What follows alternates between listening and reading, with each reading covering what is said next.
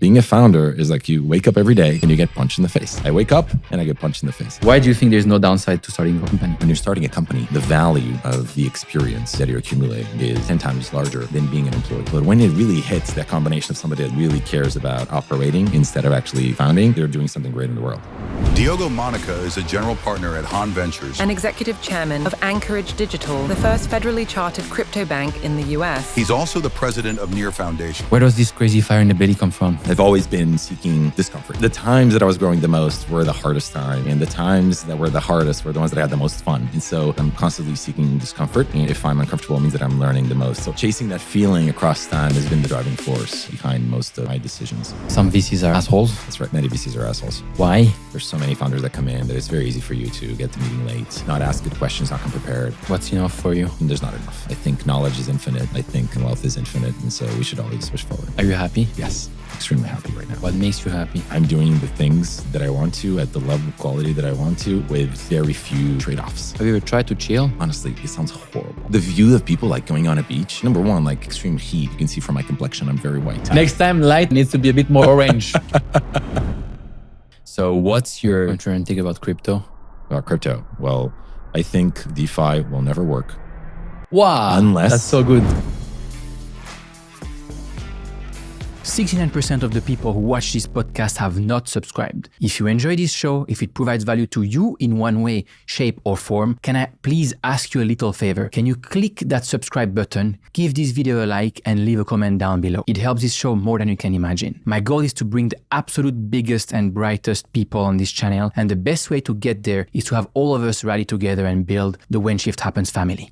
Thank you. This conversation is supported by Jupiter, the most used decentralized trading platform on Solana and the largest DAO in the world. Bitwise Asset Management, the crypto specialist asset manager with more than $10 billion in client assets and more than 30 crypto solutions across ETFs, index funds, alpha strategies, staking, and more. 3.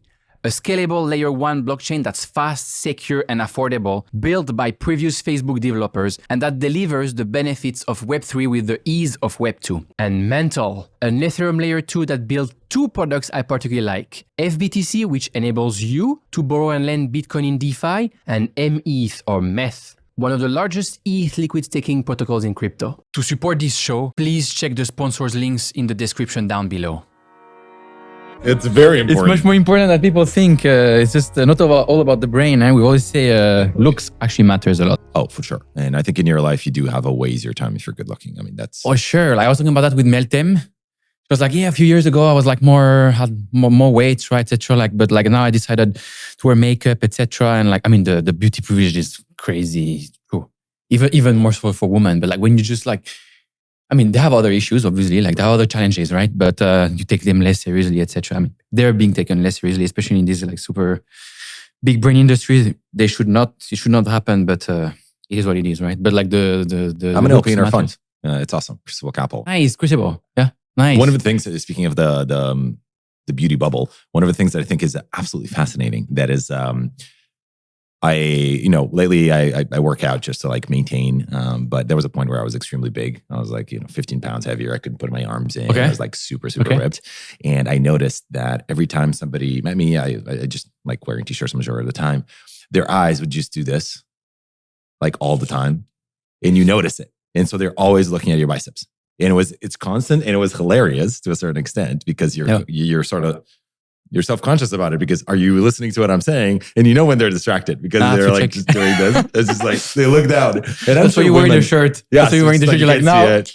But women, I'm sure, have this to like 1,000 times extent. I've never really like talked to them. Probably like there's just, I think this, like the width, right? And like probably, I mean, selection, right? For sure. Like, this person is fit. Like, therefore I can take them seriously. And in business, I think more and more people understand, but very underrated. You see a lot of people like very, very rich, but like very fat. Yeah. But when you walk into a room, I've been doing business since I'm 22.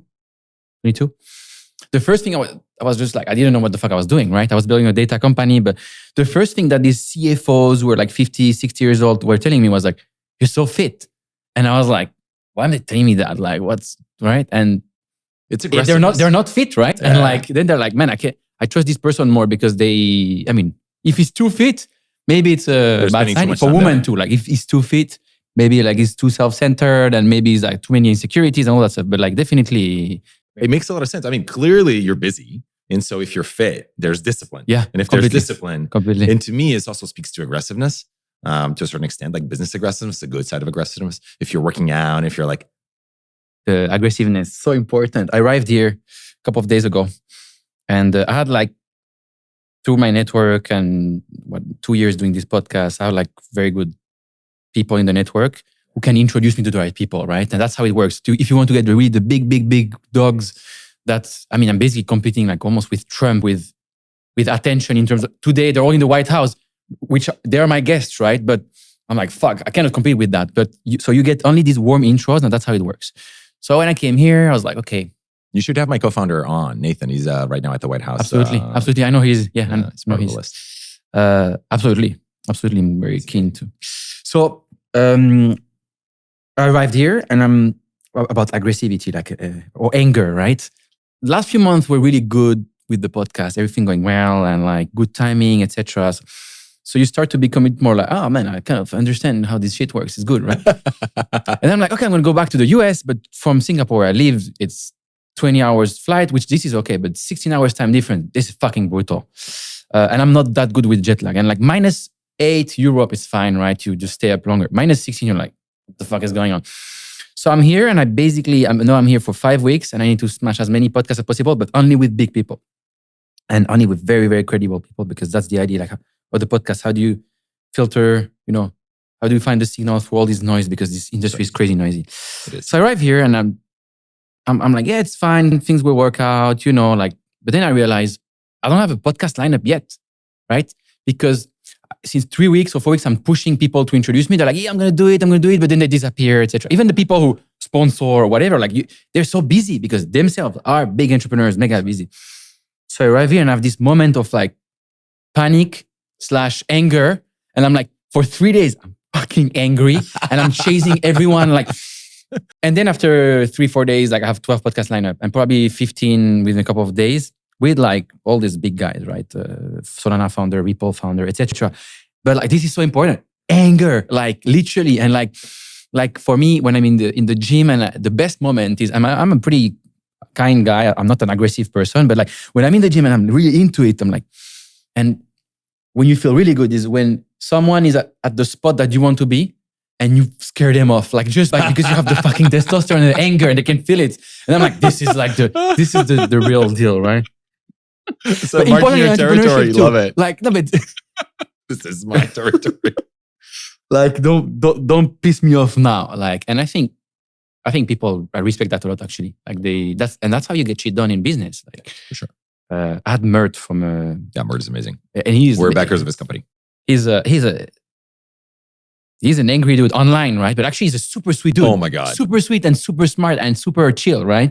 I think he's the one that has the biggest range from in person to online. Completely. Oh my God. Completely. So completely. Anger, very important. It's a driving force. Yeah. So you are a bit of an angry man sometimes. You're a dad also. Who are you? Who am I? Oh, wow.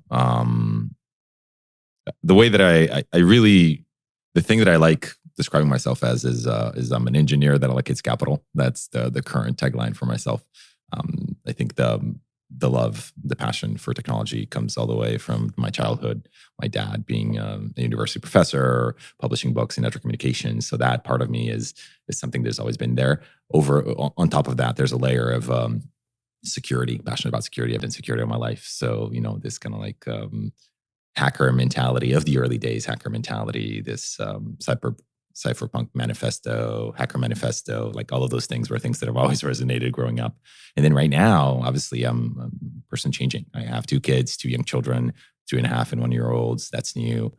I just moved back to Lisbon. I have family there. And right now I'm in this weird, I'm both a European and American, right? I'm Portuguese and American. And right now there's a war going on. There's so much geopolitical tension between the US and Europe. So right now I think even my own identity is in flux because of geopolitics, which is something that is just absurd for me to think 5 years ago that this would be the case. But right now I feel it. It's just every day I get a little bit of whiplash of being in both sides at the same time. Dear When Shift Happens family, the following message is probably the single most important thing you should take away from today's podcast. If you're serious about your crypto investing journey, please take some time to learn how to self-custody your assets to make sure that nobody can take your coins away. Ever. If you don't learn how to be your own bank, it is very likely that one day you will lose all your hard-earned crypto. The safest way to hold your crypto is in a cold storage that we also call hardware wallet. Hardware wallets are not complicated and they give you peace of mind. I personally use a hardware wallet called Trezor. It is open source, very easy to use, and the first hardware wallet created ever. As we like to say it in crypto, not your keys, not your coin. You can order your Trezor wallet with a 10% discount by following the link in the description down below and by using the promo code WSH10. And now, back to the episode. So you're Portuguese. That's right. You moved to Silicon Valley 14 years ago. That's right. You moved back to Portugal a year plus ago, right? That must feel so weird because here, I live in Singapore. Like there's a lot of smart people and talents, but like here is like second to none. It's crazy. And so when you grow up in Portugal, there's a lot of smart engineers, right? But like my guess is, my question is, would you think you would have been able to do 1/10 of the things that you've been able to do had you not left Portugal to Silicon Valley specifically? Absolutely not. I think, but that's factual. I don't think there's in 100 out of 100 or 99 out of 100 alternative universes, I would not have been able to accomplish the same things. And today, the country is very different. Europe is very different. Portugal, Lisbon is a crypto scene, so the likelihood would be much, much bigger. But the ability of starting Anchorage and creating a multi-billion-dollar company, there's a federal chartered bank that has $60 billion of assets on the platform. And that's not something you can create out of Portugal. And so I still believe in that. And a lot of our founders from Haun Ventures, the ones that we invest, are in the US for a reason, right? Why did you leave? Why did you go back to Portugal? That must be super hard. I'm very close to all the people in Singapore, Alex from Nansen, Johan from Wintermute. All these people, Ben from Bybit. And with Alex, we always talk about that, which is no place is perfect. But where do you go after Singapore? Or where do you go after Silicon Valley, right? Yeah. And I'm Swiss. Like, do I want to go back to Europe? I'm thinking I would be so bored, right? So the reality, So by the way, the answer is San Francisco made it extremely easy to leave. Extremely easy to leave. There are no regrets. So yes, the AI scene is here and most brilliant people here, the right places to build business, but it was so easy to leave. My wife and I started thinking of having kids. And then there was no question whatsoever that we would ever even attempt at doing this in San Francisco.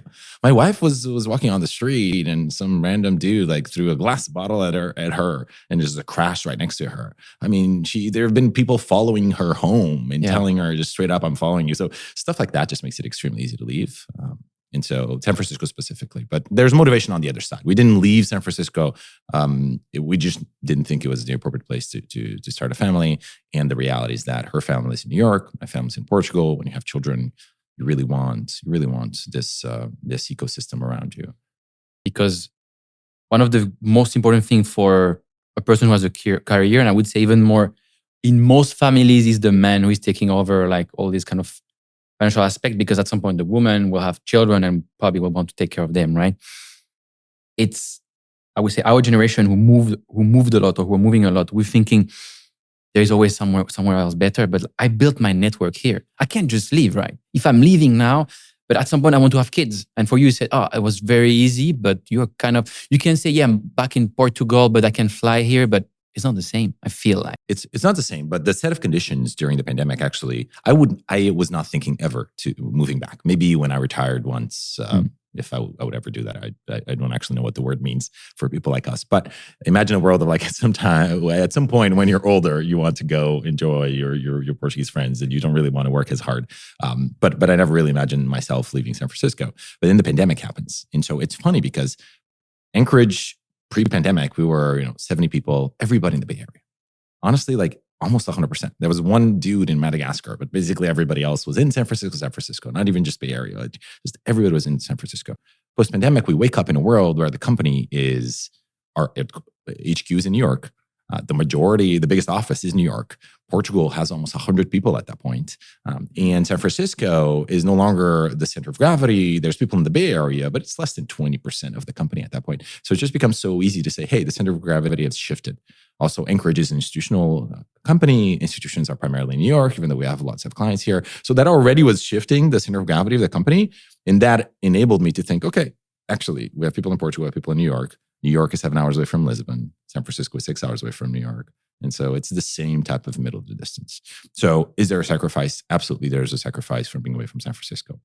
And I talk to this all the time with people that live in now Dubai is popular or what have you. You do need to travel a lot. And traveling a lot actually is a huge sacrifice for you, for the family. But it's something that is absolutely necessary. Like out of sight, out of mind, that is absolutely the case. You want to be for companies in person with your team. It's a totally different dynamic. As an investor, I do relationships. I do investments with people that I know and that I trust. And you can't really build that over Zoom. So underrated. Especially in crypto. In crypto, we have this, and I have a lot of friends who are like, hey, I'm starting this protocol or this thing, but like, we can do it from anywhere. I'm like, fuck no. Like you need to, I'm like, literally, I think today, if you start a crypto company, you should move to New York or SF. That's right. I think, and I live in Singapore, and Singapore is great. There's a lot of build, but I even think, even for this podcast, I need to come here. Like there is no one left I haven't done in Asia or in Europe. And people are here, right? And again, it's so simple, but it always gets back to, I'm starting to understand better the ecosystem here in San Francisco, right?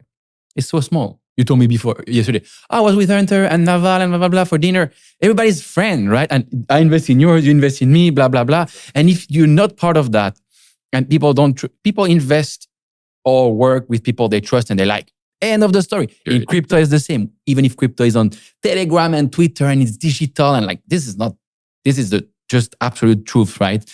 The main difference about crypto, and I would love to hear your take on this, is that out of any industry that I've worked on, it is an absolute traveling circus. The same people coalesce together in all these conferences. And there was, especially until, this last presidency in the United States, there was a lot of international activity. So the reality is that you could actually have those friendships because we were all in the same places all at the same time. And to a certain extent, it was kind of ridiculous because the next N+1 conference would not yield anybody new to talk to. It was just the same people hanging out in a different part of the world. So to a certain extent, that dynamic was interesting because you could actually establish in-person relationships by just following the crypto traveling circus of all the conferences that would happen. So that felt slightly different for crypto than any other traditional industry. And you were one of those who were following this traveling circus? No. Because I feel it was just like the more I talk to people, like all these conferences are just not very useful. Like I feel like it's just a lot of, we're definitely on the other side of it. We're definitely on the other side of this where people have realized it. But somehow, like I go to 5 conferences a year, say, but every time I go to a conference, the same people. And so that's why I say, and they tell me that they just went to one last week and they're going to another one next week. And I do 5, but they're clearly doing 50. Yeah, I don't know how people survive that and build something at the same time. It's not possible, I think. But anyway. It's not high quality production, that's for Probably sure. Not. Or they're built different, I don't know. And I think we do have a lot of low quality production in crypto. So that matches. I think no one will argue against that. No. Actually, one of the most exciting things right now for me is, so we were very early into stables. We were investors in Bridge. I just led the round of BVNK, which is a stablecoin company. That's really interesting for me because the types of founders that are coming in are actually just total normal run-of-the-mill traditional fintech founders. They're looking at stablecoins as new rails they can build companies on. But the founder quality is, they were at Square with me. Yeah. They were at Brex. They were at all these other great companies like Robinhood, etc. Much less degen, but much more useful products and crowd actually. It's more boring, but it's just, for me, stablecoins, I just run the whole business on stablecoins. I'm like, I don't know. Actually, I would take offense to the boring comment because I think market structure is awesome. And actually this financial structure and how these things are actually, maybe I'm a geek, I don't know, but it's so cool how historically money just something plugs to something else and how these rails have been created, the historical context of how they've been created and how they've evolved. I think that's actually extremely interesting. But by the way, the new fintech founders are not displacing the degen founders. The degen founders are still there. It's just the pool is increasing. And there was a little bit of this AI, the heat chasers were sort of like heat chasing somewhere else, which was kind of awesome because the people that stayed had independent crypto conviction, which is really good if you're backing these companies. But it does feel like there's new blood coming in, and it's sort of orthogonal to the people that are in. But the cool part is that they're building on top of the rails that we've built. So the thing that we've been promising forever is happening. We're sort of discussing, I don't know, inflation schedules on Solana, but the builders in FinTech are using Solana for stables, and they don't care about this inflation schedule debate. Absolutely. I had a conversation yesterday with a friend of mine, actually. I was like, this is all noise. Just focus on the big picture. Yeah, but the inflation schedule and the blah, blah. I'm like, I don't care. Like, where is the activity? Like, what are people using? Done. And then trust, if you invest in something, you trust the founder that they're going to improve the things that are not perfect yet. That's it. That's investing, right? In my humble opinion. Where does this crazy fire in the belly come from? I think to a large extent, it comes from falling in love with, back in the day, TechCrunch and this, the American love for the CEO, and being in bumfuck nowhere, Portugal, right? Europe was totally irrelevant, still is primarily relevant. There's really nothing happening there. And in the US, people looked at CEOs as the people creating wealth. They were creating wealth for themselves, but they were creating wealth for the country as the ultimate thing to look up to. And if somebody's rich, you go and you ask for advice and how you got there and how can I, either mimic or emulate or learn something. And in Europe, if you're rich, is because you're stealing from somebody. And so that mentality was very early on. There was a mismatch of what I was seeking and what I was looking for and what I was actually having around it. But it's true in Europe, 14 years ago or 15 years ago in Portugal, if I told you that I just started a company and I was a CEO, you would say, oh, so you're telling me you're unemployed. Because that's the instinct. If you're not working for a large company, you're unemployed, and being the CEO of your own company is not a startup. It's just called unemployment. And so that mentality just really drove me push towards the US. I think if I had to crystallize the fire in the belly is from very early on. Now I can, hindsight is 2020, now I can verbalize, I think, where it comes from. But I've always been seeking discomfort. The moment I get comfortable, I realize that I'm not growing. And so I seek the feeling that I've had in the past, and the things that the times that I was growing the most were the hardest times. And the times that were the hardest were the ones that I had the most fun. And so I think the way that I crystallized is I'm constantly seeking discomfort. And if I'm uncomfortable, it means that I'm learning the most. And I'm at the peak productivity level of learning, because you're doing something for which you're not comfortable with, and thus you don't feel like you know it, and thus you're growing. And so chasing that feeling across time has been the thing that has really been the driving force behind most of my decisions. What happens if you are not? Are you bored? Are you down? Are you... No, I think you're happy, you're content, and you feel this sense of mastery, which is amazing. But you then start looking around. And so you start seeing other people doing really cool things. You start seeing other really cool things that you like to do. And at some point, it's just you feel like you're settling. It's this feeling, I don't know what to tell you. It's just momentum is stopping. Friction is getting to you. Momentum is stopping. You start thinking about maybe there's other things outside of work. Maybe there's other things that you should be doing. And these thoughts are sort of coming in your mind. You're not focused. You're not going for something. And so you need to clearly find something else to go after, and something else that makes you extremely comfortable and brings back that feeling of joy and accomplishment of doing something hard. Have you ever tried to chill? Have you ever tried to... Because maybe for me, I was always I want to retire before 30, right? And then you get to a place where you could work out. I mean, before you get wrecked by markets, whatever. It happens classic, right? But you are at some point there and you realize, oh man, this is just not what I thought it would be, or it's just...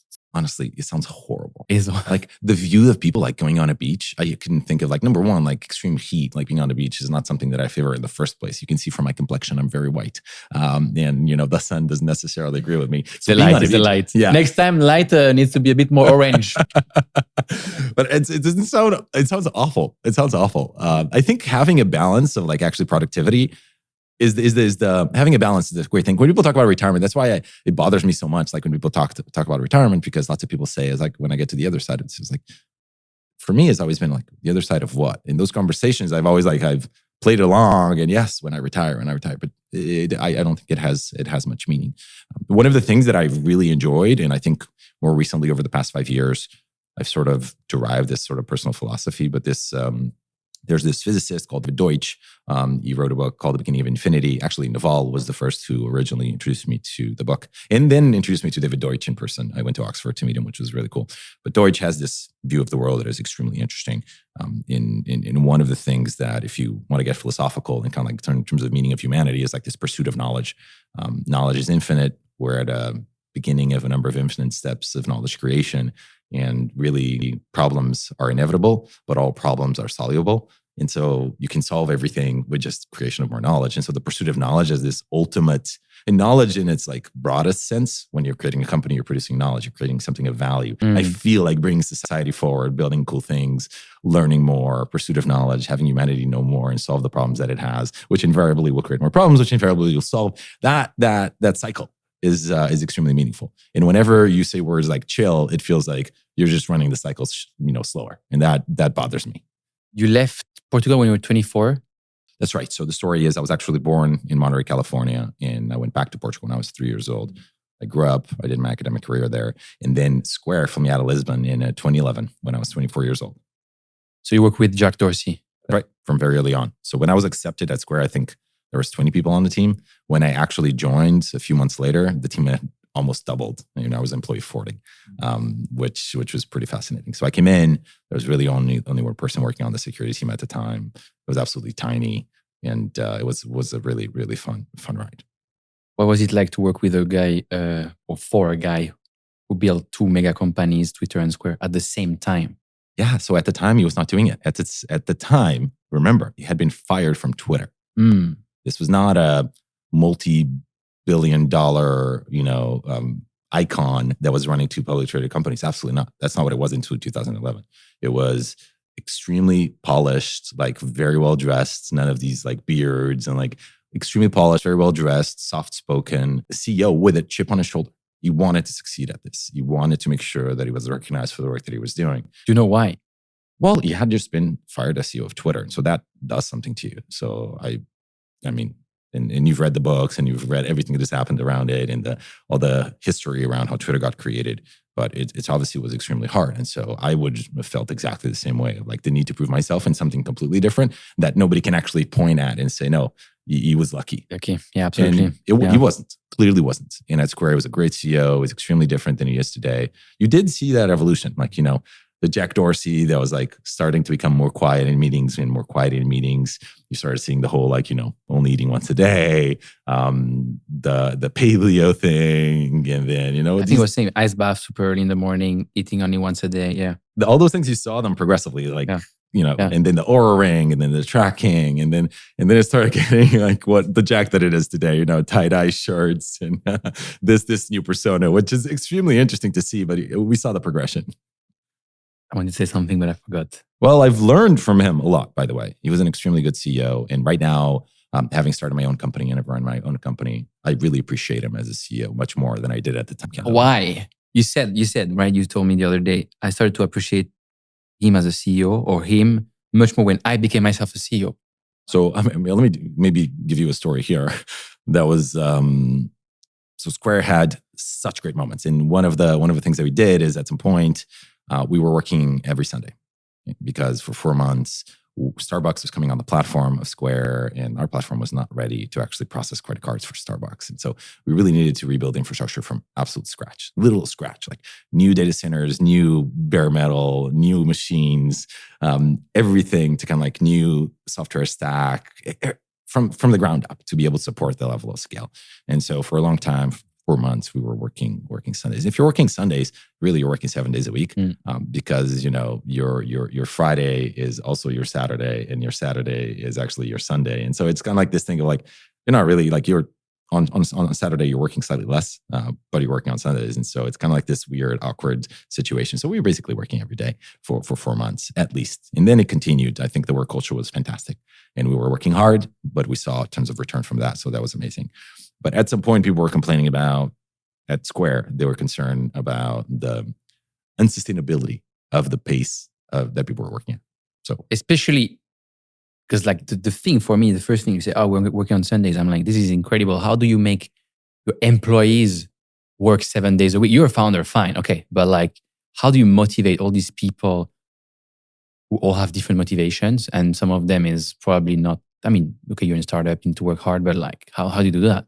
Exactly. So that's number one. Is like, how do you do that? And at the time, I remember feeling excited for working Sundays. How crazy is that? Probably also because you're very young, right? I was very young. I really needed to accomplish something. I really wanted to prove myself. I was working with great people. We were building awesome stuff. But at some point, this was later, but it came from the origin was the working 4 months. But the work ethic was extremely hard, or it was extremely, I think, good. What happens if someone says, I don't want to work on Sunday? Out.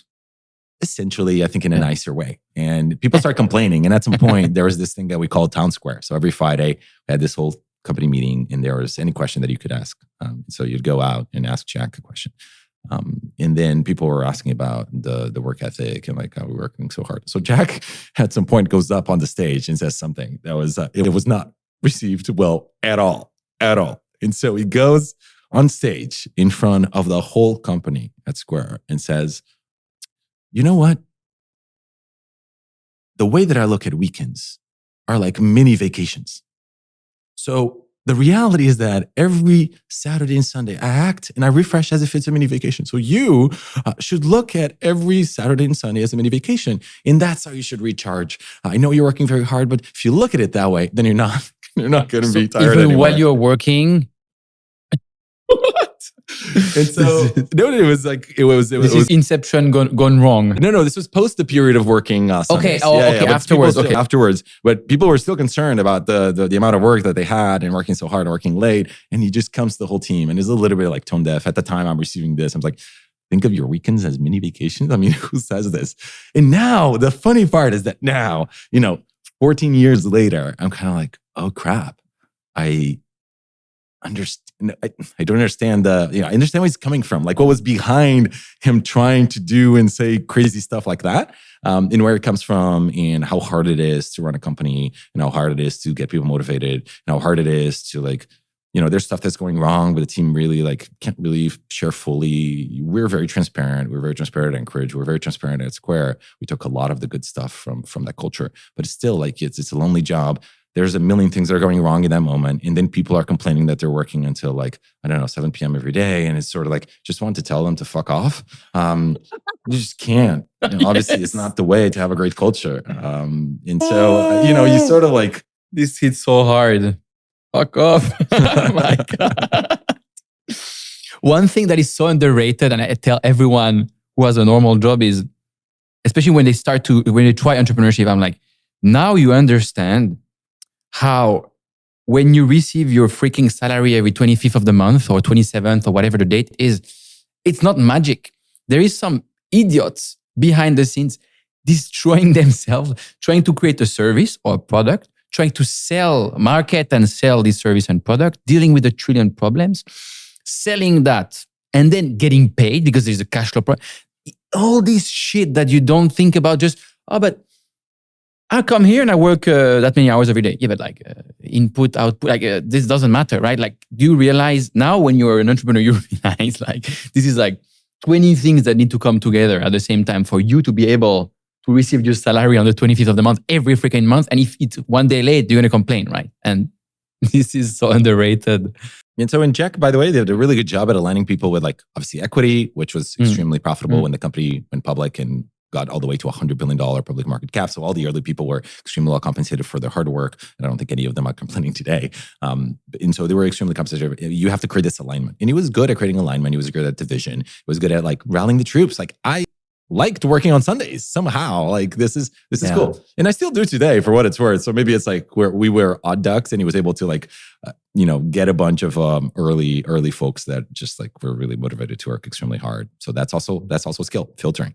So I learned a lot from him, and that was really interesting to see. And now I have just a different appreciation for what it is to be in that position.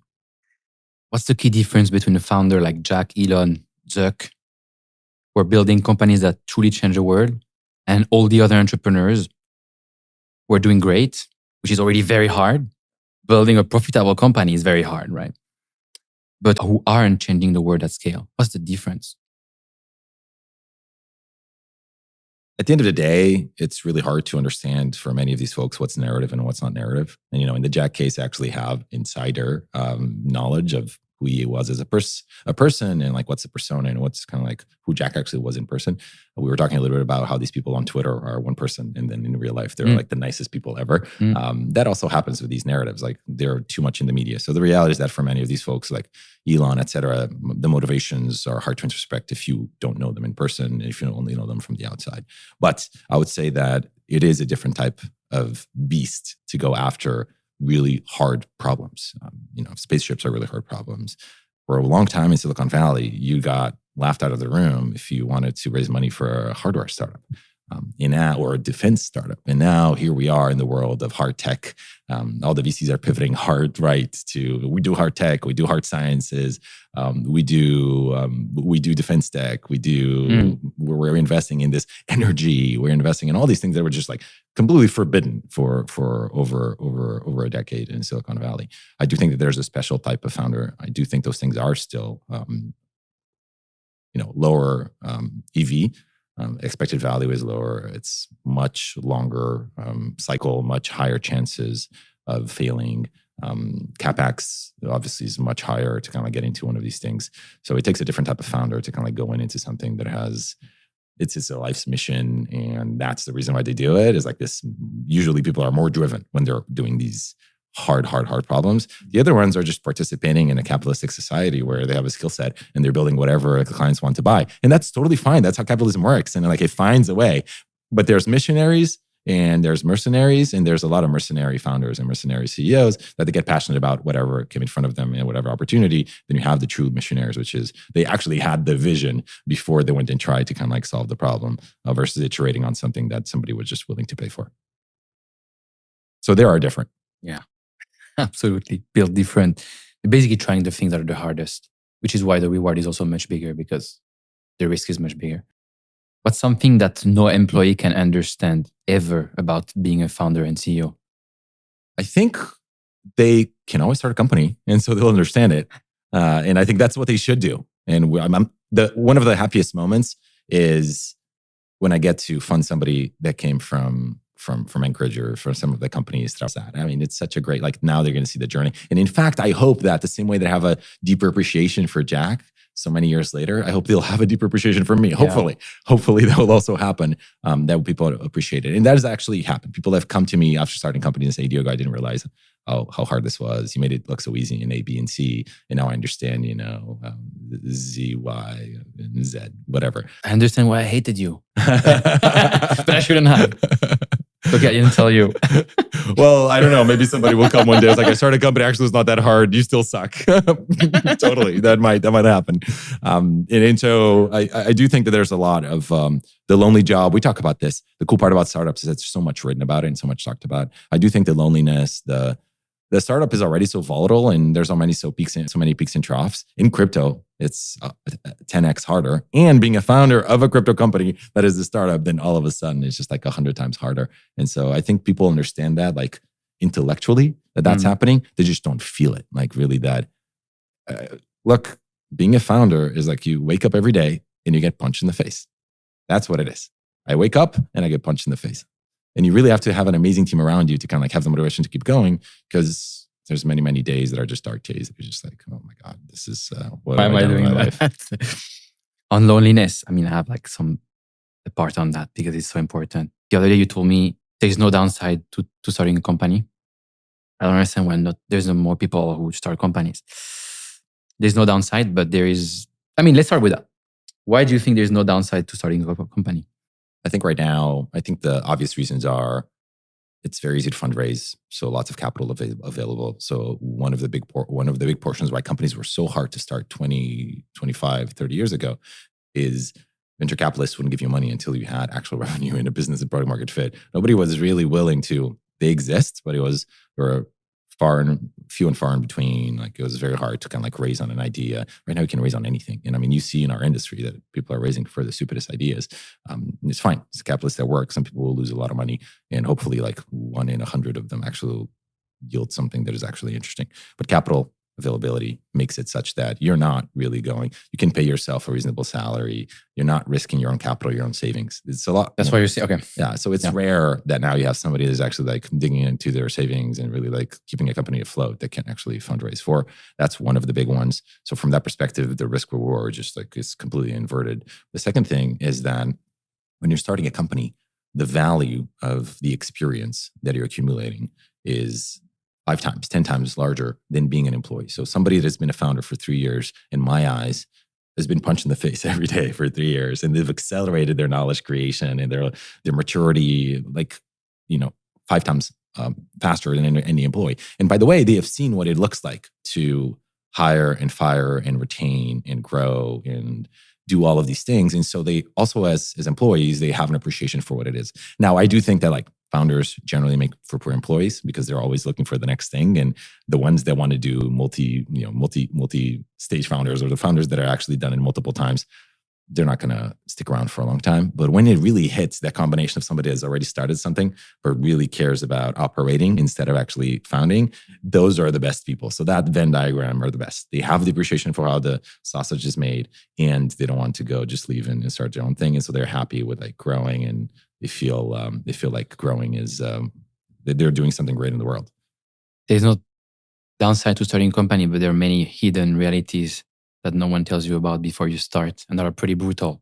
One of them is loneliness, right? Mentioned before. I read a tweet the other day from Avishal from Electric Capital that hit really hard. One of the most underappreciated parts of being a founder is how lonely it is. Founders who have 10 plus years in will tell you almost no one who started with them is still around. You start the journey alone and end it alone. I'm laughing because it's like, it hits really hard. It's why founders bond so tightly with other founders. I 100% agree. You know how that hit me first?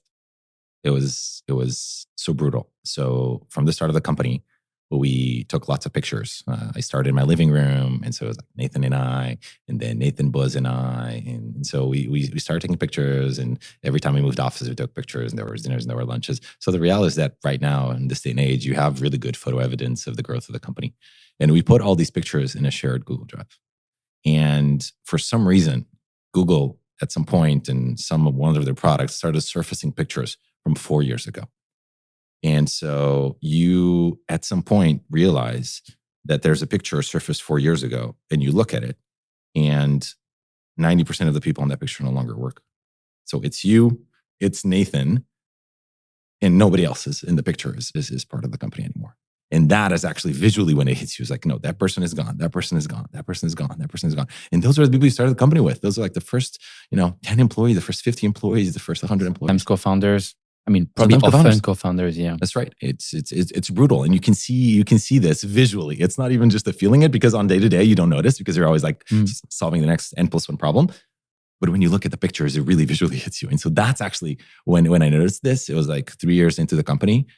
4 years into the company, seeing Google share a picture of like the first 10 or 20 employees and seeing nobody's here anymore. How do you feel about that? It was crazy. It was like, why are people leaving me? It's this thing of, as a founder, it's really hard to disassociate your identity from the company. I am the company. So if somebody leaves the company, they're leaving me.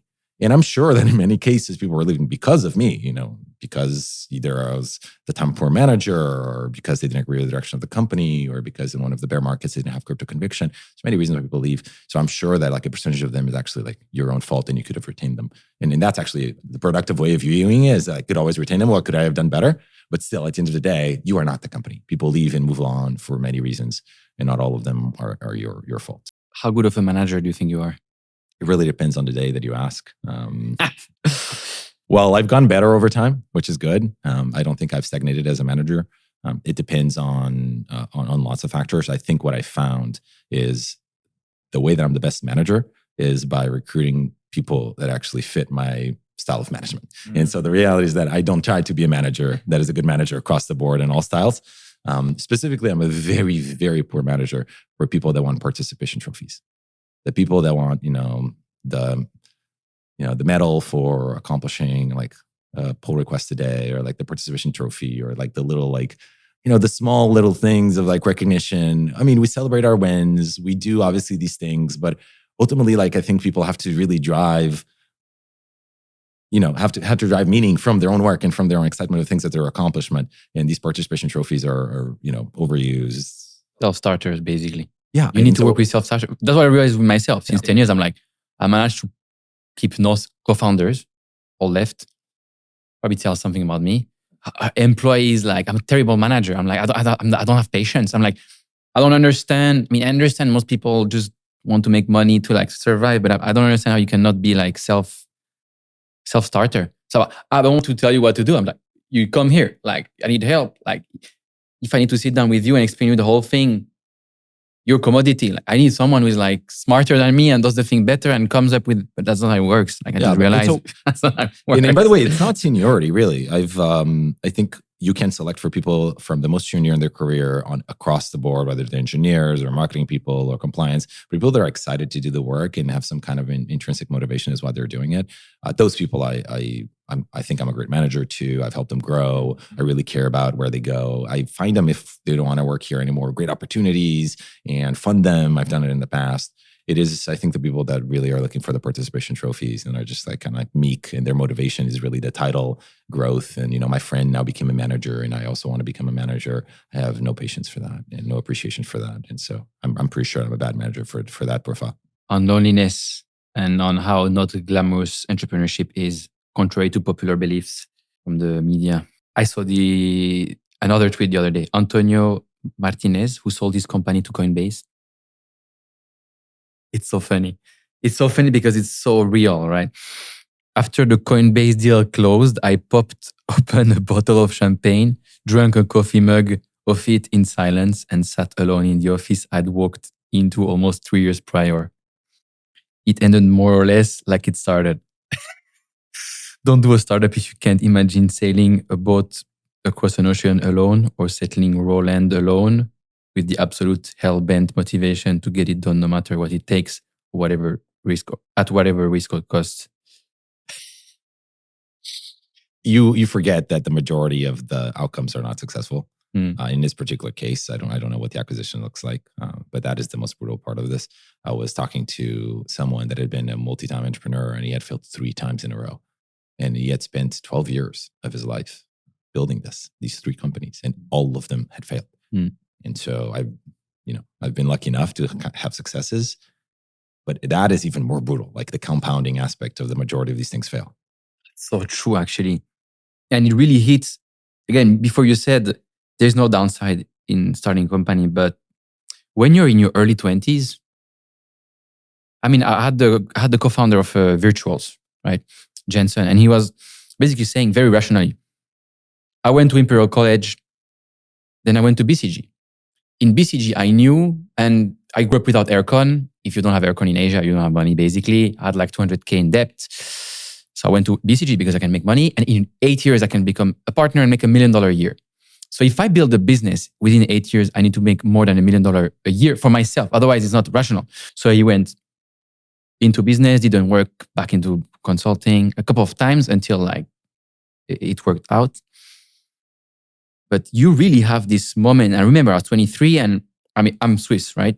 In Switzerland, if you go work for a bank, you make 10K a month directly, right? 10K Swiss franc a month, which, SF is very expensive, US is expensive, but like for most part of the world, it's a lot, right? When you're super young. So you're thinking, so I moved to London to start this first company. I was like, it's the best moment to do it because I don't need much to live. I'm 22, 1K a month is enough, right? So I'm kind of safe and I can try until something works. If my model was always, if I go into consulting, I get used to 10K or 15K a month, then how can I get back to 2K a month to build something? But the actual truth is,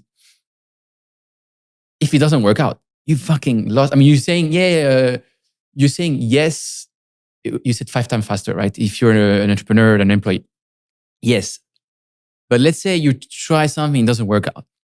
You lost a few years. You can say, but I lost. People will say it's not lost. But if you try to go to corporate world, no one will understand that. They will look at your CV, will be like, what are you? Like, no one can, they don't understand. Like they have all this, it's like a HR department. So there is, for me, I still feel like there is a big risk. It's either you make it, right? And it's worth it. either, as you said, you compound the failures, and then I don't want to say you're a failure, but it's tough, right? So I think the two fallacies are the following. The first one is slope versus intercept. I think the thought process of I need to match the $1 million in the next 8 years, or it's not a rational decision, it's actually wrong. Because the reality is that if you follow the entrepreneurship path, you are actually compounding something. You're compounding knowledge, you're compounding the ability to create new businesses. You're actually compounding heavily. You're valuing the market in a way that you're not in the traditional financial world. But towards whom? Towards other companies that are in that market. And that's the second fallacy. It's just like, it doesn't necessarily need to be that after your company fails, they're going to have to go to BCG and you sort of like wasted 3 years and then get back into the kind of like, the grind of like the tenure of actually one of these. No. You can actually go to another company. There's so many successful companies, highly profitable companies that will value your skill set in your 3 years of compounding. And you're a much, much better business person, engineer, because you've done so many different things. You know how to solve problems. To me, in all the companies that I've created and been part of, I really want that. I want to see that self-drive. You just told me yourself you want self-starters, people that self-drive. Who's better than somebody who's actually tried at these startups? And so the reality is that the value to me of those folks is extremely high. Plus, something that we didn't talk about is that failure is also relative. There's lots of acqui-hires in which this is not a failure. Yes, it's your zero revenue, like you built nothing that I find product market fit, and somehow you're going to make a few $1 million of an acquisition because you're coming as a packaged acqui-hire. There's so many of them in Silicon Valley that, in fact, you can, for a large majority of people, you fill up and you keep filling up. And so the story of a person failing 3 times in a row, in which the failure is literally shutting down the company and ending up with less money than they started, I think that's much rarer. Exists. But it's much rarer right now in Silicon Valley. I mean, think about creating an AI company, attracting any kind of talent that knows anything about AI, and then thinking that you can't package that team and sell it to somebody else as a high multiple at, 10x multiple per engineer. And so $1 million per engineer minimum acquisition price, maybe $5 million per engineer that actually knows AI. So that's not going to be a failure, neither in a monetary sense or even publicly. Like they're going to see you as a successful exited founder. I don't know if this is a particular case, but you might have zero revenue and get acquired into a company like Anchorage or a company like Coinbase. And then that's like, no, he's had many exits in the past. And so that's why I mean that, like, interesting. Yeah, right now there's very little. In by the way, finally, is the loneliness, the being punched in the face. Yes, it's a very different experience in being a Boston Consulting Group and doing that job. But that is part of the reason why it has so much value, is because it accelerates your growth, it accelerates your learning, puts you in the position to do so. Entrepreneurship is lonely. What about life? You talked before about Naval, having dinner with him yesterday. I think he says something like, life is a single player game. Do you agree with that? I know where he's coming from. Sort of this instinct of like, you're born alone and you die alone, and everything else is a story that you tell yourself, and your brain can process the inputs and you can decide how to interpret them. And he's right? Like having a partner or not having a partner doesn't matter if you can somehow fool your senses into thinking you're happy when you don't have a partner, right? So that there's all this like logic to it of the basis of the core of the sentence, of the pithy sentence of Naval, the philosopher, that is actually true. I think the reality, obviously, is the lived experience is very different. It does feel very different to have a family. I mean, this sense of self-sacrifice, we were talking about it, that there's very few things that you actually are willing to reduce your happiness on. To do, like the majority of things, you're chasing happiness, and family is one of the few that you're actually willing to sacrifice your happiness. You're going to be less happy, but you want them to be happy. And so you're kind of sacrificing your personal happiness for the children, for the family. I think that's very special. And that to me feels like it's not necessarily like a single player game in the larger sense of the description of a single player game. If the objective is to be happy with a family and to do good work and to actually like move the world forward, to accumulate knowledge, to create value to the world, you do it in teams. And so I don't feel that way. I feel even in venture, so building a company, highly collaborative. If you're doing it as a single co-founder, much harder. I've been lucky enough to have the world's most amazing co-fouder. What do you think about that? Single founders. I had a bunch of, like, for example, I had Jeff from Hyperliquid, I had Yuhu from Kaito. Like, they're guys who they're basically single founders. And it's rough. I don't know how they're doing that. Extremely rough. Extremely rough. I don't know. One of the coolest parts about having a co-founder is that, if there's a sinus of the ups and downs, you're usually not in sync. And so you're sort of phase shifted. Mm. And so the reality is that your high is one of their lows and your low is going to be one of their highs. And so it sort of evens out the shared experience of the co-founders of the experience of the company. And I felt that with Nathan a lot, where in fact, when somebody was down on some topic, the other one didn't give themselves the leeway to also be down, and sort of like was taking the other side of the equation and like bringing people back up.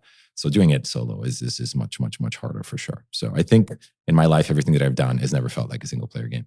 Even venture investing at Haun Ventures is a team sport, which is awesome. And I know lots of venture is like lone wolves and it's isolationist and you're doing your deals. And in many cases, there's politics about whose deal it is.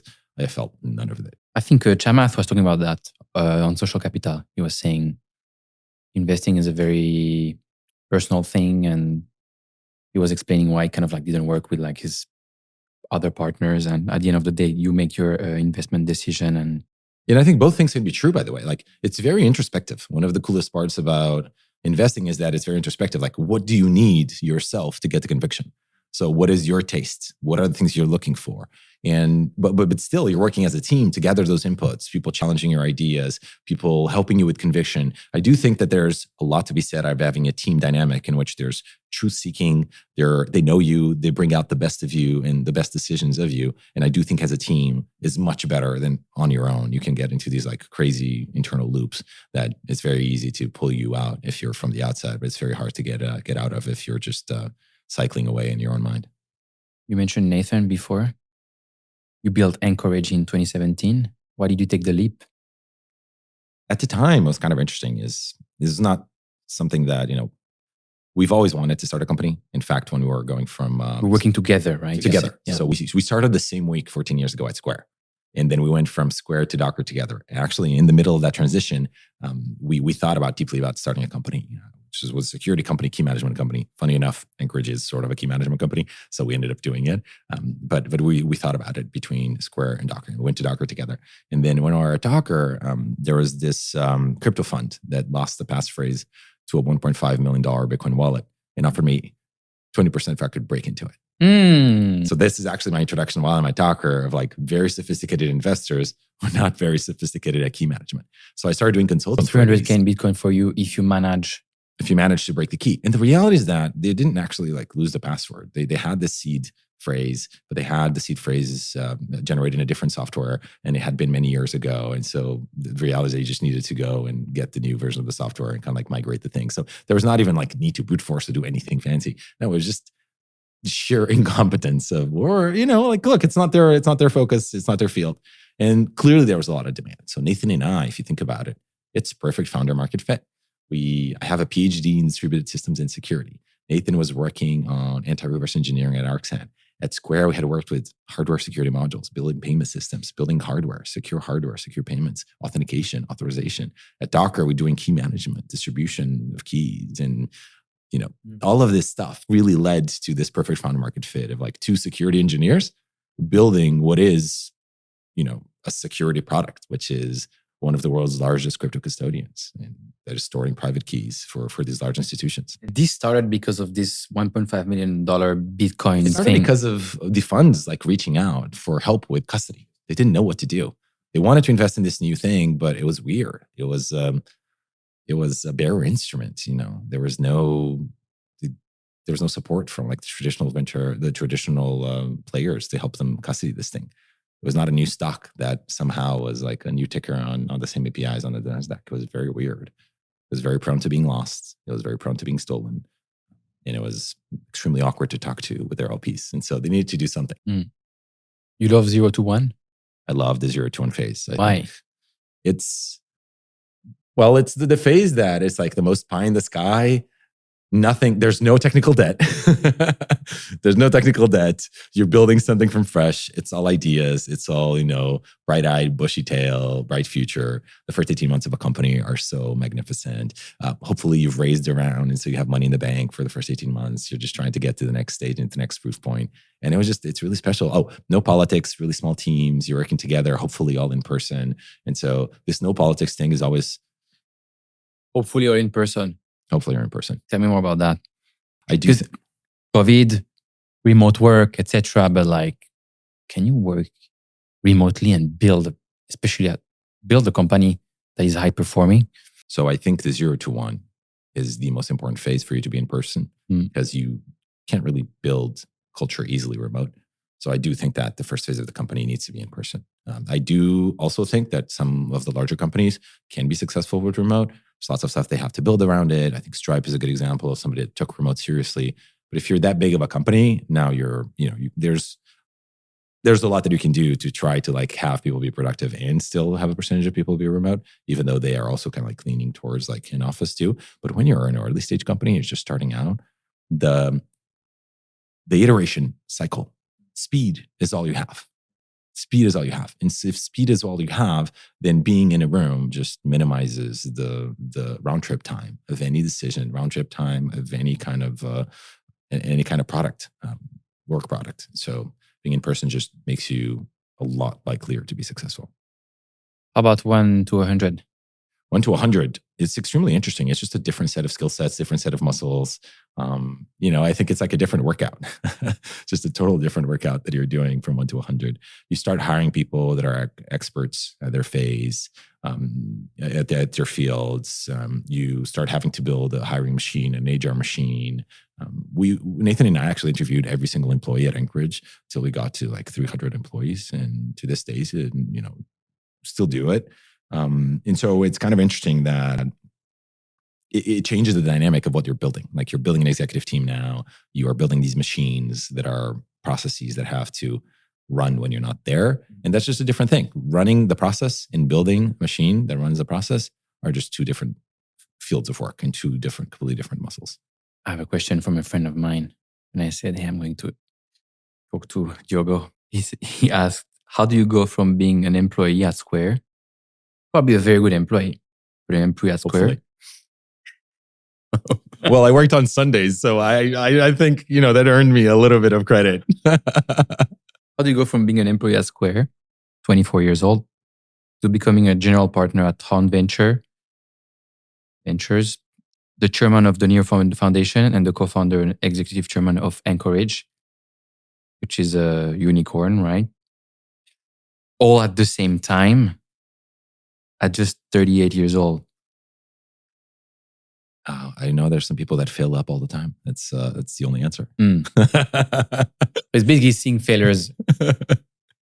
One of the things that when I talk to people who do people I talk to usually do like really big things, it often comes to, listen, I've been doing that for 10 years or 15 years. I wake up every morning super early and I just continue and I never give up, right? And I just continue and continue and continue, which I always use this Steve Jobs quote. It's very boring, but he says 90% of what separates entrepreneurs that are successful from those who are not is perseverance, just continuing. Perseverance, yeah, totally. Look, I don't think there's like much to it. There was no premeditation on how I was going to end up. It was just one day at a time, following the things that I wanted to do, projects that I was passionate about, really working hard on things that I liked. There's not much more to it. I got lucky in so many phases of my life, but one of the things that you can sort of like look at my career, which is a weird one, but I've been doing the same thing for the past 20 years.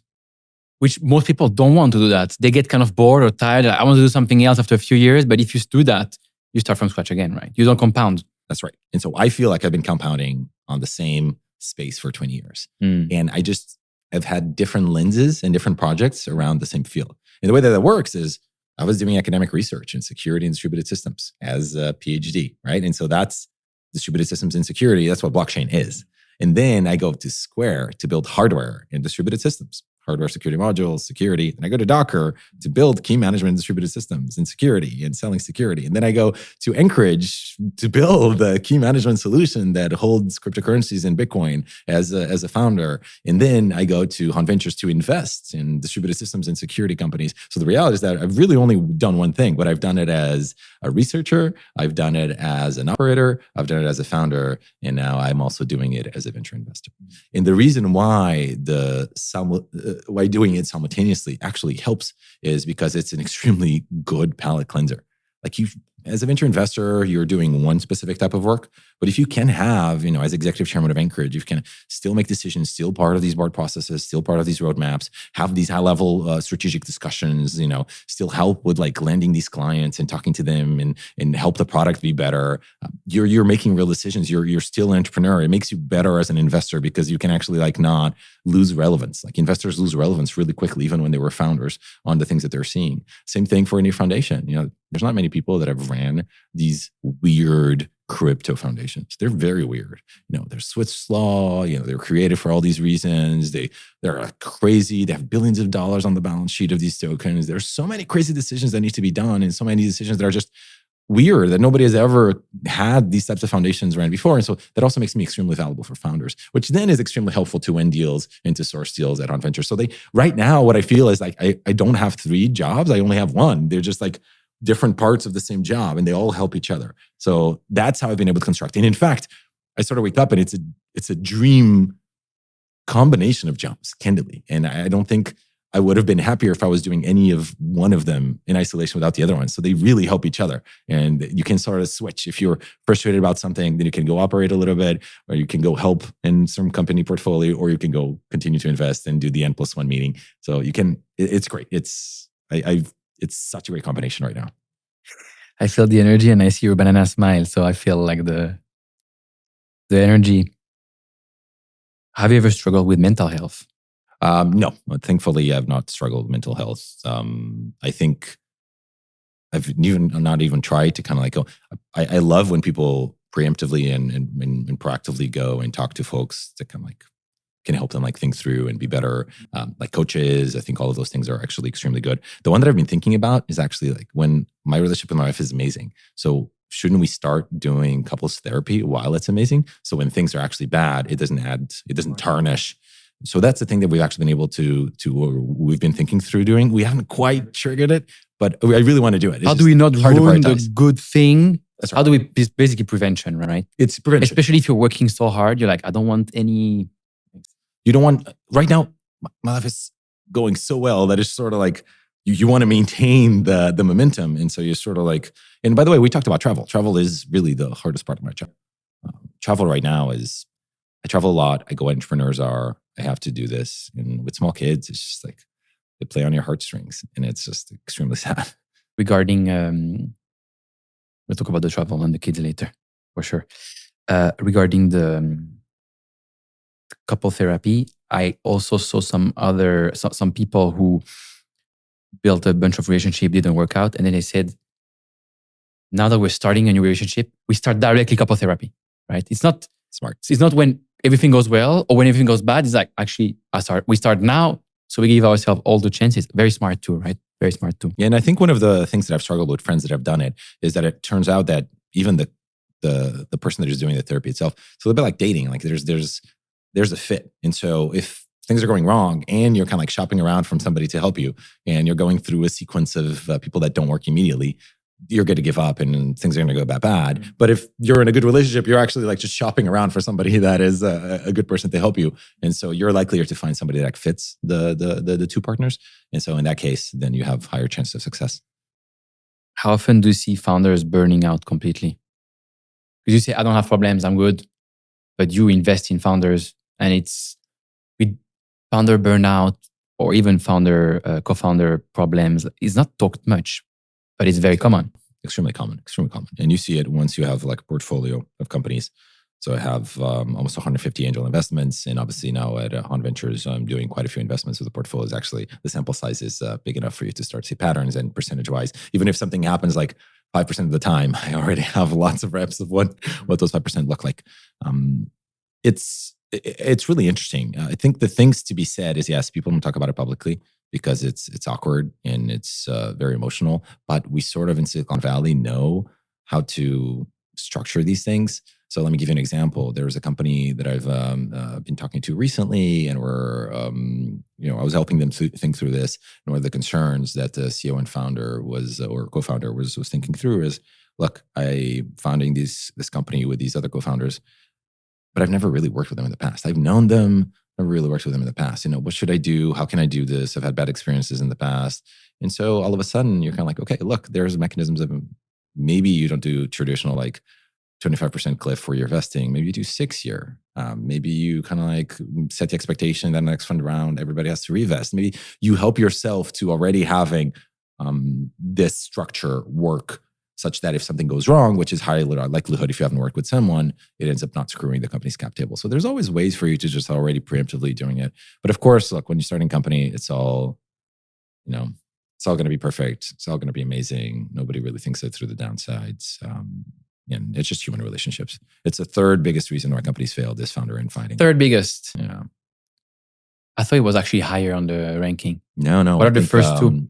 First one is lack of product market fit, which makes sense. The second one, I think, is they just run out of money. So on the way to product market fit, they run out of money. The third one is founder infighting.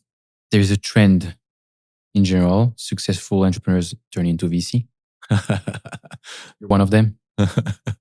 I hate being part of trends. It's the current thing. I think trend is not the right word. It's basically something that we've seen since a long time, right? But let me tell you the following. Right now, I think I'm the only GP at a crypto fund that has been a crypto founder.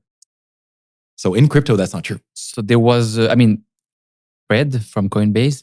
He really seems to be involved, right? He's doing this biology company. Now he's back to being a founder, which actually it shows like, hey man, like the itch is like, I need to get back to that. But Fred was definitely the first example. It seems like he's now focusing on building a company. So, but it's kind of interesting. Crypto doesn't have it. I think part of the reason is that there haven't been that many successful crypto companies. And so there's not that many founders to go around. And by the way, some of the founders were DeFi founders that got extremely rich because of this like weird misaligned incentives of like having early liquidity. So that also kind of like screwed up probably some of the pipeline. But you're right that it's very common in traditional venture. Exactly. For me, it was not just crypto. It was like literally like tech and like people move, like shift from one to the other. Why? Part of my internal motivation is actually when you're running a company, you have blinders on and you wake up and you think about the company and you go to sleep and think about the company. And even for me, my angel investment time, it always felt like I was sort of like cheating on Anchorage because any time that I'm being spent on this thing, does it actually bring value to the company that I raised $500 million for and that I have over 400 employees that I'm working for? It does feel like you're sort of like spending time. It is a palate cleanser. I think it does help the company in many ways. You learn about the market. You have these investor updates, which are very useful, on and on and on. But still, your focus should be on this company and maximizing shareholder value. As a venture investor, your job is the opposite, is to not have blinders on, is to in fact look at the coolest things and meet the coolest founders and build the best relationships with the smartest people in the room. And that's such a dream job if you think about it. There's lots of downsides being a venture investor. In many cases, sometimes you can't actually like go to the depth that you wanted to and really do research on these things. And thus you're, like you're master of none, like you're a jack of all trades, master of none. You kind of like know a little bit about many things and not a lot about one thing, which depending on the personality is very frustrating. Definitely for engineers is traditionally very frustrating. But you get to kind of like this awesome life of like meeting the best people, smartest people, see what they're doing. And I've always been passionate about their businesses. And like, I want to see, how they're growing. I want to see the P&Ls. I want to see how they think about the structure, how they think about the market competitiveness, dynamic. And as a venture investor, you get to see them all. And you get to see how the market evolves. And you also feel like you're part of the cool kids club because you have access to information that other people don't. Like you see all of these things, you see all these companies, they come talk to you. And so it's very easy to have this like ego boost of like people wanting to come to you to raise money. And also it's a huge responsibility because many VCs are assholes and sort of like start believing that they're actually like the heroes of the story, when in fact, obviously the founders are the only heroes of the story and the only people actually building value are the founders, not the venture investors. What do you say many VCs are actually assholes? I think it's very easy for you, if your job is to just meet with companies and meet with people, to become very transactional and to not respect the other party. Because you have the leverage of giving the money or not. You have hundreds of deals that come in. You're going to make some investments into these deals. It's so common. Like a founder meeting a VC is once in a while whenever you're fundraising. That's a very different type of, it's not something you do on cadence. You fundraise maybe five times in your life.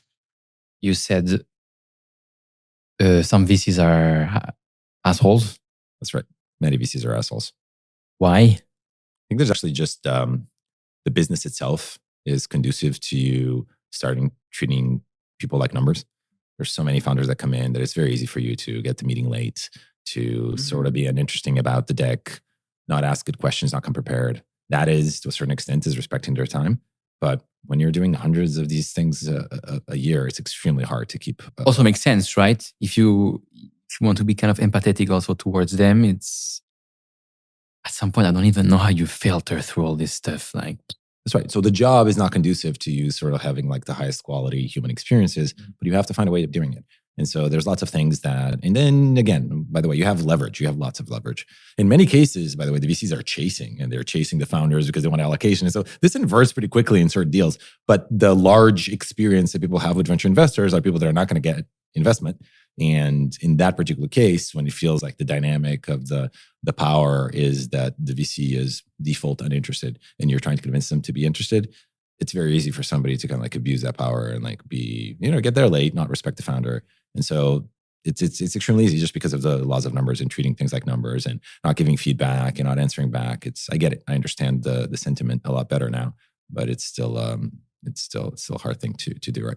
At Kia Wang from Alliance DAO on this podcast a couple of months ago, and he said that he loves 0 to 1 like you, and being a VC is actually the only way that you can do 0 to 1 50 times a year. That's exactly right. I think as a founder, you do it 4 times in your life, 5 times in your life. But as a venture investor, you can do it 50 times a year. And so that's actually pretty cool. And again, look, it comes from like, you won't have depth in those 50 times, but you're going to get to see some really cool stuff. And you feel like you're part of it. And that's a really cool feeling. What about people who go straight into VC without ever building? Why would they do that? I think generally, in fact, that profile, they're better investors. They actually get better returns. How is that possible? It's so counterintuitive. Well, the thing that you have to realize is that when you're a founder and you're evaluating a company, because you're a founder, 2 failure modes. Number 1, you fall in love with the product, not with the business. That's a mistake. Number 2, you imagine yourself in the shoes of the CEO and what would you do and how would you do it? And you sort of fill in the gaps versus actually listening for what the founder is telling you that they're going to do. You're sort of like, no, this is what you should do. And I'm going to overlay my vision of what I should do in your mind. And so I'm going to do the best version that I think the business could be, not the version that you're selling it to me. And so you end up making poor investments. A financier would just look at it for what it is. So you're telling me here that you're not the most qualified. I think no, I just have headwinds. The tailwinds are not on my back, but I'm still going to fight those headwinds. You also told me VC has a higher expected value than building. I think that's unfortunately true still. I think there's... What does that mean exactly? Well, it means that in terms of money creation and wealth creation, there's less variance. So VCs usually are highly paid on a salary basis. They get carry, and so they get an upside on what they're building, which is great. It's aligned. But the expected value is they make many bets. They have a diversified portfolio, and they, over the long term, actually end up making more money with less variance. So the likelihood of them making millions of dollars is extremely, extremely, extremely high. The likelihood of them making hundreds of millions of dollars is potentially like similar. The likelihood of them making billions of dollars is lower. And so it's sort of the things that work for the things that truly work. Being a founder obviously will be the thing that will return the most, create the most wealth. But in general, for the majority of the outcomes, the majority of the companies fail. And as a founder, you have one company at a time.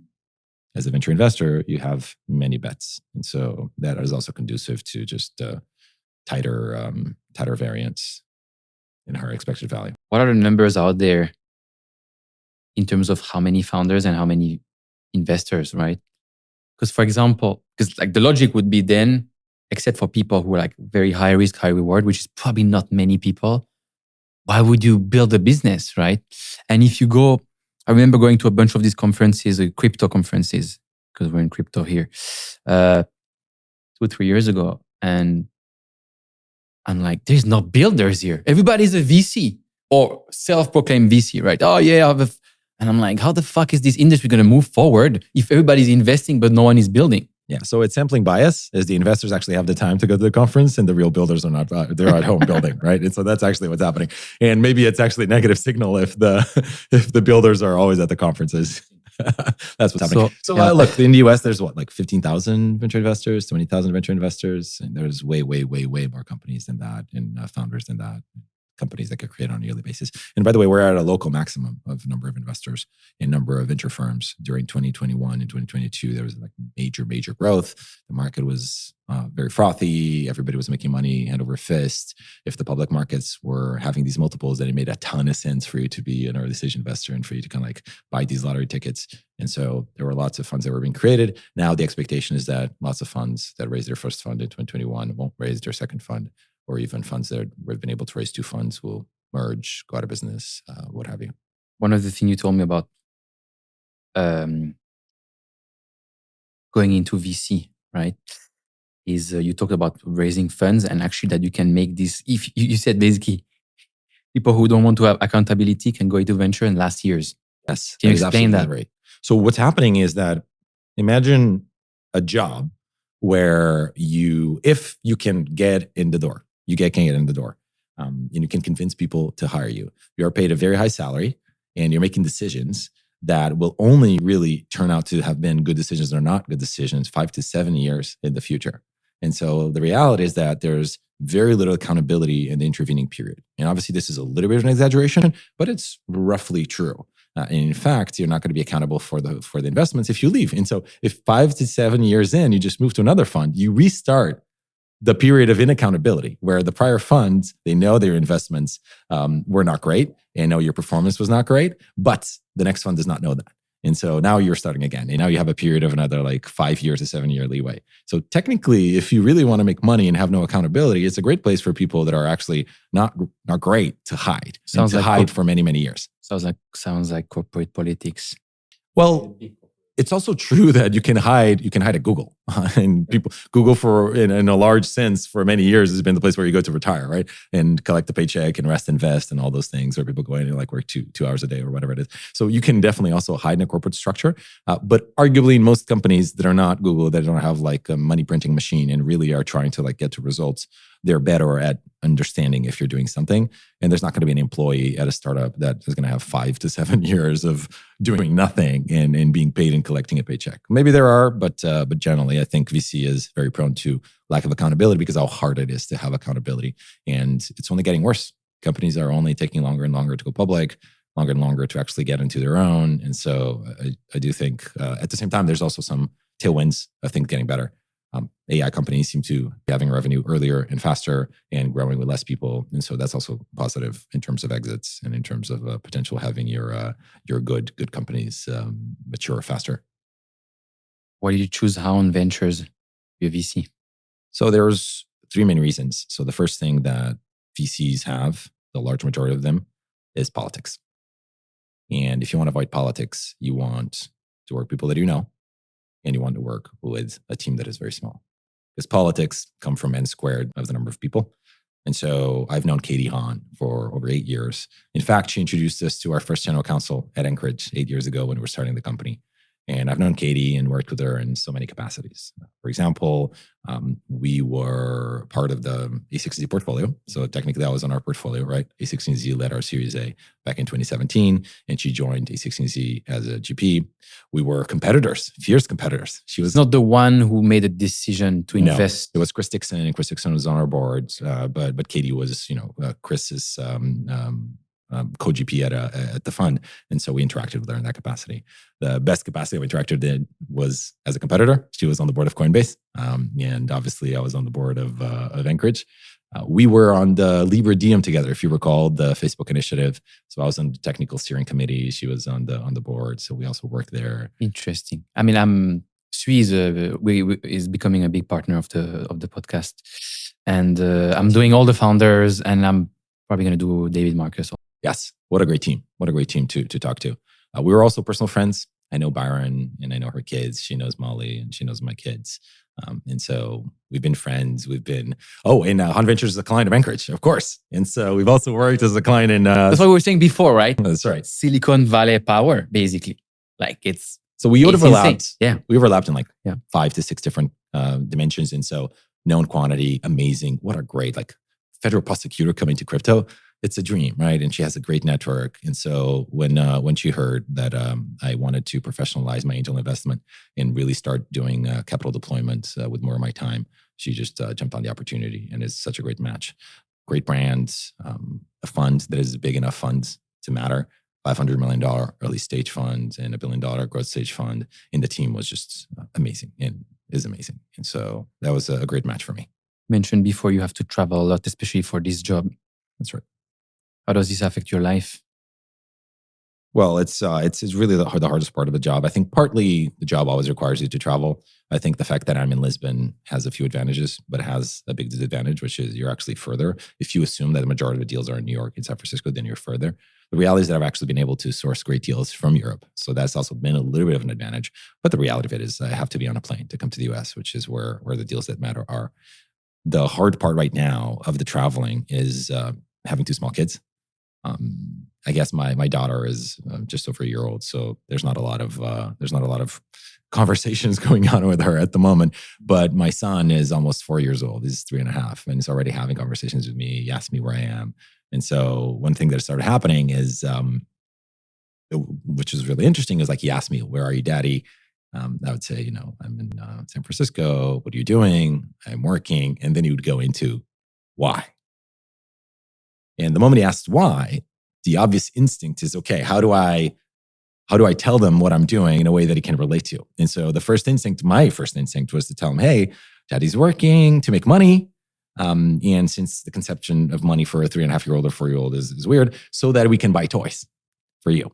And so that was the easiest way that I, thought to describe this connection. It's like, I'm working so I can buy toys for you. So, there was just a positive association to it. Unfortunately, that 100% backfired because this kid, the next trip that I went on, that I was away for a week, gets on the phone and says, Daddy, you can come back home now. I don't need more toys. And so how did you feel about that? It's terrible. Wow. I mean, it's just, and you're sort of like, well, twofold. First, clearly I screwed up by describing the connection to like toys, because that's not really what's happening. There's a lot more for me to travel. Why I do this job. I don't have to work. I don't have to work to have this job, right? And so why am I doing it? And so it's a little bit introspective. Like, why am I doing it? Well, I'm doing it because I want to contribute to the world. I want to build wealth. I want to this pursuit of knowledge. I want to have this self-actualization. I want to feel relevant. I want to work in things that I enjoy. At the same time, I want to obviously be a great father and be a great husband and have this happy family life. Is it possible I to think combine both? 100%. And when I'm on the ground, when I'm in Lisbon, when I'm with my family, I'm present. I'm present. I spend time. I take him to school myself. His school is so close to our house that he actually comes on my shoulders. I'm taking him to school on my shoulders, and there's such great connectivity, and I think I've been doing a great effort of actually being present in my children's lives. But it is a trade-off, and you're always having this question that you just ask, which is it possible? Am I doing a good job? And I think it is possible. It's just like it requires a lot of work, like everything else. What could make you change your way of looking at that? Saying, oh man, actually, I could be a general partner at Haun Ventures and not be on the board of or chairman of Near Foundation or Anchorage, and maybe spend a bit more time with my kids, right? Yeah. I think the two things that would change it are obviously the relationship with your partner starts deteriorating. You feel like you're being pulled away so much, and there's so many things that you're missing that sort of starts, and you can feel those things coming, I'm assuming. So that's an obvious one. The second one is your children's education does not go the way you think it should.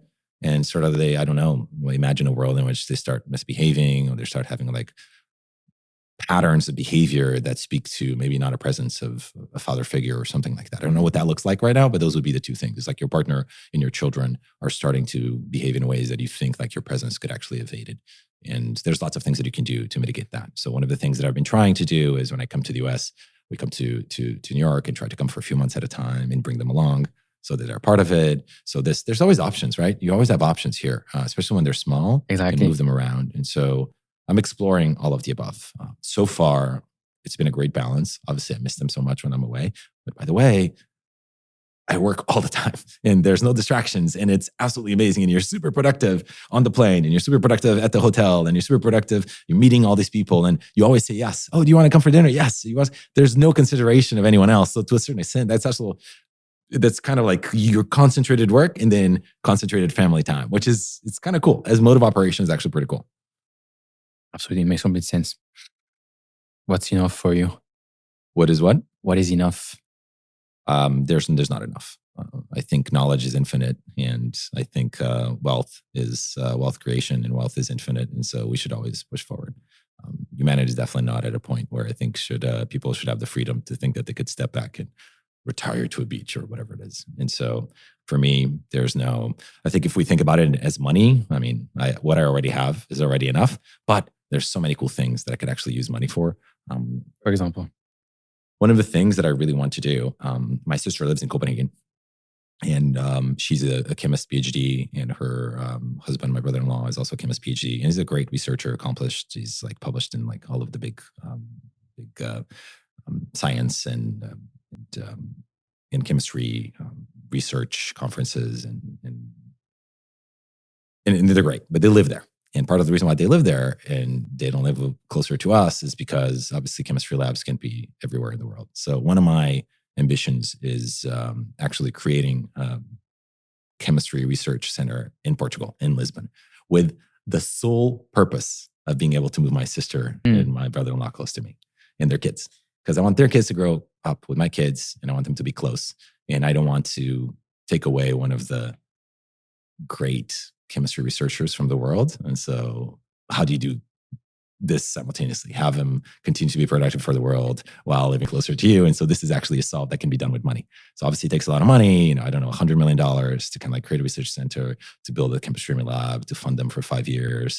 It does not have to be all my money. I can probably try to fundraise for it, but that would be amazing. Like if I could have my cake and eat it too, have my sister close to me and my nephews close to me, and I could have a great research center in Lisbon. It really is a win-win. That is one of the things that you can do when you have money. Are you happy? Yes, extremely happy right now. What makes you happy? This feeling of I'm doing the things that I want to at the level of quality that I want to, with very few trade-offs. I think the set of trade-offs that I have right now are excellent trade-offs. I feel extremely happy doing the things that I do.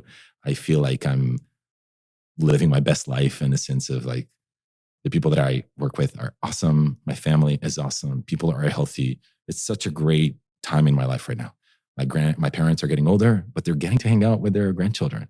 And so we're in this perfect phase of like, things are going extremely well. And in fact, one of my anxieties right now, there's actually one of the things, doesn't really break my happiness, but it is actually an anxiety. It's a stupid one. This is stupid, but I'm waiting for the other shoe to drop, if you know what I mean. Things can't get better.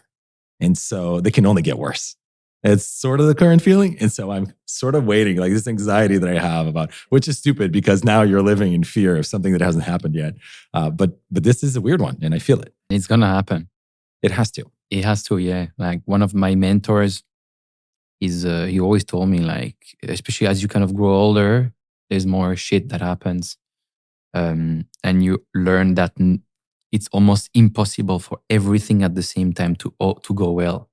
Like when something goes really well, like then you're going to have another thing, parent or health or whatever, that's going to go to shit. And then you have to kind of learn to accept that and deal with that. I mean, obviously, I don't wish it to you, but yeah, no. But by the way, the family and the health ones are the ones that actually would be the things that reduce happiness.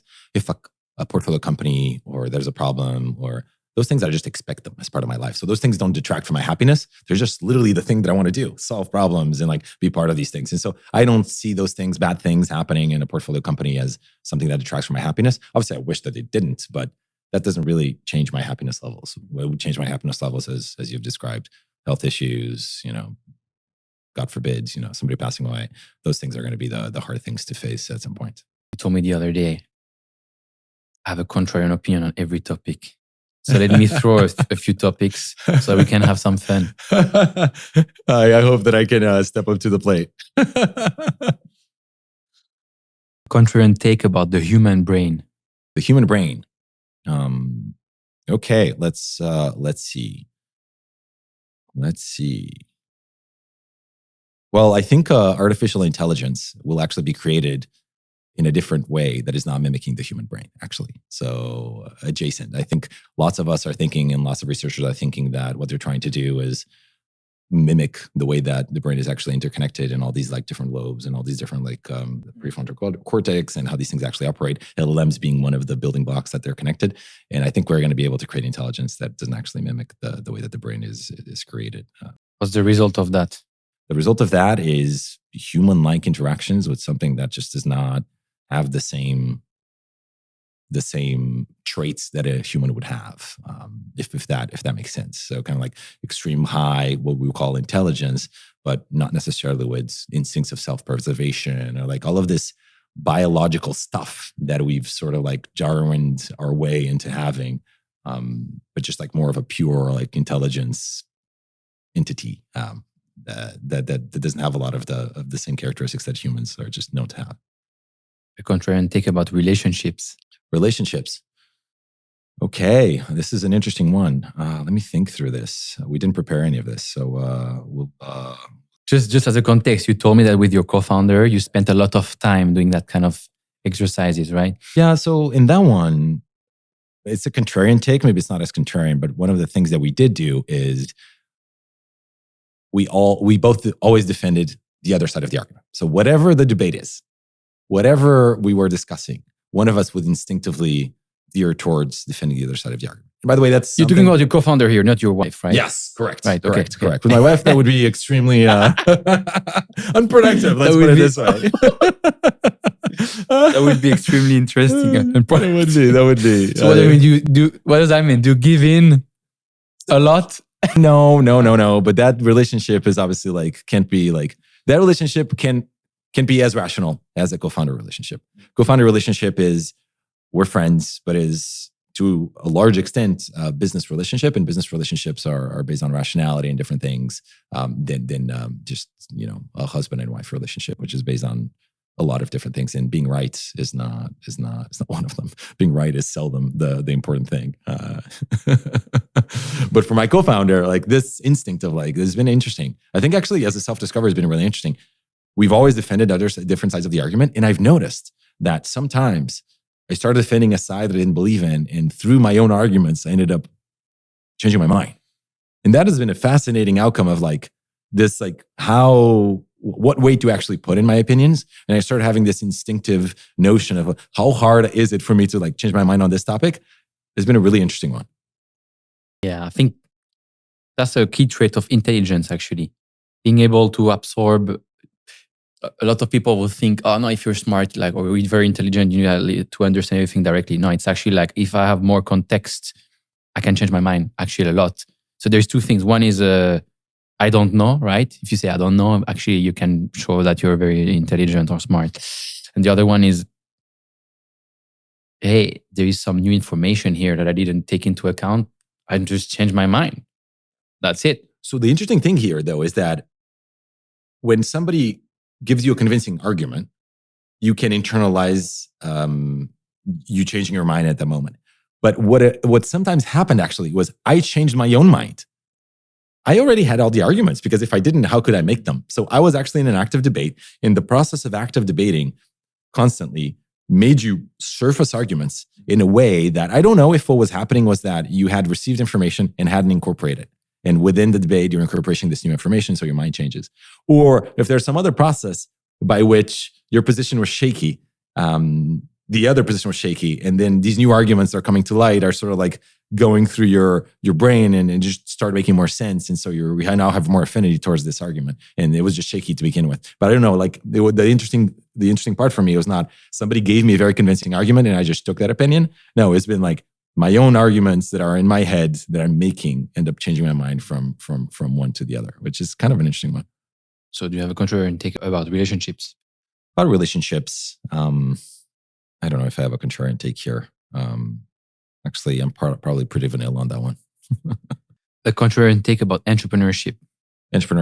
I do think that my contrarian take is, it really is, at this point in 2025, the default path that everybody should take.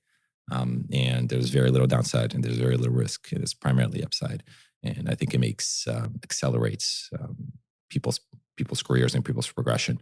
And especially when you're young, the younger you are, the more risk you can take. And so I do think that everybody should follow this path. What are you going to do with your kids? I'm definitely going to like try to motivate them to, be independent agents and like start things and follow their passion and their interest. So if they didn't start starting companies, that's great. I think the right thing for your children is to not have expectations and to just like allow them to like surface their own curiosity and then follow that. So I won't impose any worldview on them of like, oh, if you don't start a company, you're some kind of failure. No, it doesn't go to that. There's this like wishing and like realizing or thinking or believing that there's little downside right now and there's primarily upside, and that has changed and is changing, and more people are creating businesses, but it hasn't fully like it's not in the United States is a lot more obvious, but even in other countries, I think people haven't realized how much they can do with so little money and how they can create companies, access the global market of the internet, and just build meaningful wealth for themselves, their communities, and their families by taking risks. Contrarian, think about crypto. About crypto. Well, I think DeFi will never work. Wow. Unless that's so good. Okay. Unless DeFi founders have 4-year cliffs and 7-year vesting periods. Until we align the incentives of DeFi founders and tokens closer to what equity companies have, then we'll never have a successful ecosystem. You want to explain why? What's the current issue? Current issue is the obvious one, which is people get rich and they lose interest. If you have early liquidity for yourself and your team, and that was actually the outcome you were driving at, why would you actually work hard for the next 6 years and grind something that we just discussed is extremely, extremely, extremely hard and get to the same outcome that you're already are at? And so I think that has been very, very corrosive to the space. And I wished for a better outcome here. Obviously, look, as an investor now, it's very self-serving, right? But also, look, I've never launched a token, and Anchorage is not that type of company. I had Kane from Synthetics and Infinex. And so, I mean, it's pretty much what you're talking about. Synthetics, they made a lot of money. He even says it. We understood the game, etc. Right? Kind of build this Ponzi-ish thing, and then you just cash out and you make a lot of money. But then he had this thing where I need to come and like build this everything crypto app and try to do something that's actually useful for the space. So, that's amazing, but he's 1 in 100. Yeah, exactly. Like the other ones just do the whatever the beach thing is, and so this is extremely, extremely distracting, and also, because it is this way, it just incentivizes more grifts. 100%. I mean, and the problem in crypto is, yeah, that's a big problem. That's why I'm doing this here. I'm like, how do I help people look at the right thing? There's so much noise, right? And there is so many projects and shit. Like there's so much shit. I'm going to go and filter, because I've been doing crypto stuff here since 8 years, probably late 2018. So 7 years. So I'm not an OG, but I know who the OGs are, right?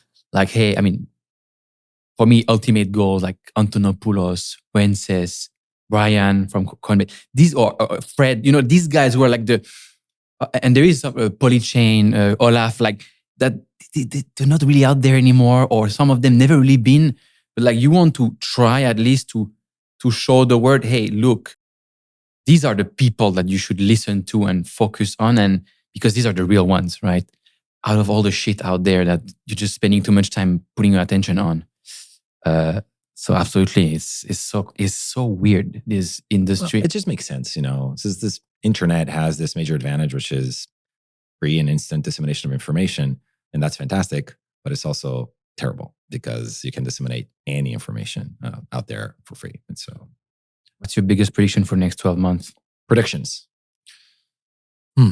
This is an interesting one. I think that we're finally going to see the first real integrations between this world of traditional finance in the form of RWAs and DeFi.